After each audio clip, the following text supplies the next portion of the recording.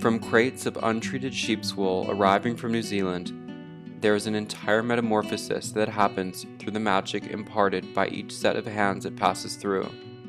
An intricate machine process spins clouds of soft wool into fine yarn.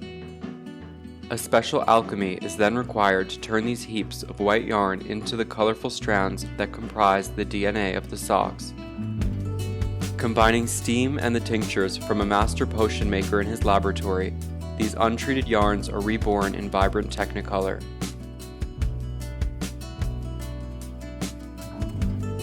Spun once again with the cool summer air of the Himalayas, this pure yarn becomes spools, ready to be delivered to the expert hands wielding knitting needles like magic wands.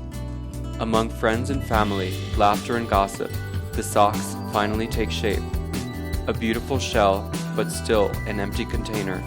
For real warmth and comfort, even more is required, still more hands are needed.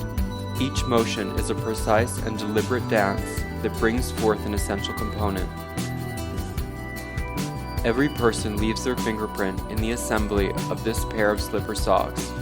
One pair of socks, so many hours, so many hands, so many pieces all fitting together like a puzzle that once completed is ready to be shared with the world.